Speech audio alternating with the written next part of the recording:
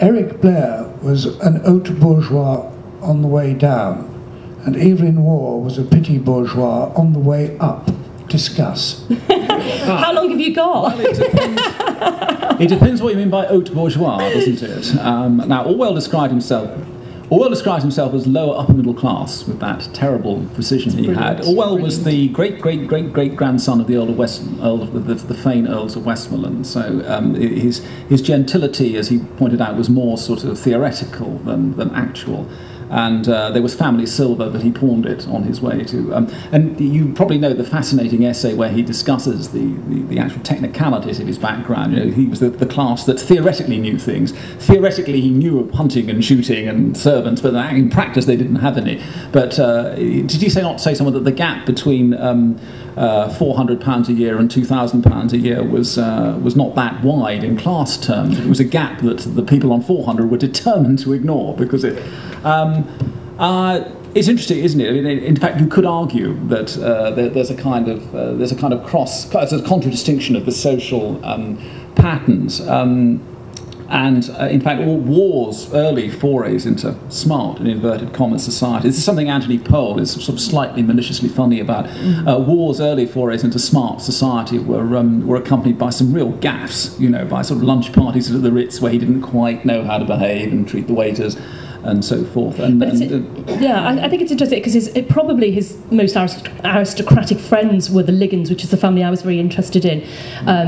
And their view was that it wasn't that he wanted to sort of suck up to us. We wanted to suck up to him because for us he was just the funniest writer of his generation. But there's a kind of sense, isn't there, about there's the sort of joker by appointment, the court jester by appointment to the upper class. I mean, John Betjeman fulfilled a very similar John role, Betjeman's a really interesting parallel. And they said it was like having Puck as a member of the household, so the mischievous sprite, and they absolutely loved it. But what was interesting, when that family fell on hard times, I mean, he used to make a joke and sort of send cheques to the Liggins for £1 million and make jokes, because it was inconceivable that this aristocratic family would ever fall on hard times, and he was the poor writer.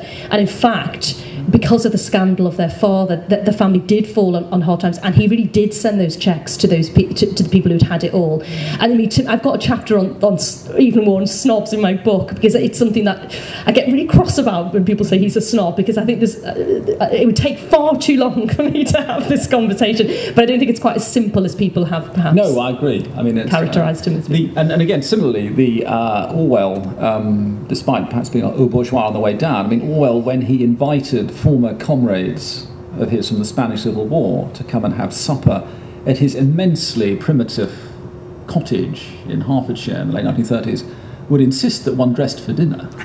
You know, so he would sit down to whatever it was that they had, wearing a dinner jacket, while his friend from the trenches would just, you know, be sitting there in a...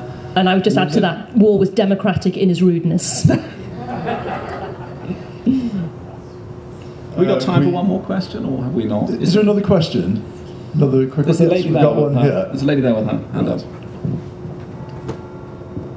I'm afraid this goes more to Waugh than Orwell, but I'm not sure if you've seen the Habit of Art, the Bennett play at the National at the moment, and it's. I'm just wondering what you thought of the representation of Waugh in it by Bennett. I'm sorry. Oh, tell me more. I'm sorry, I don't know anything about it. So it's a play about war, is it?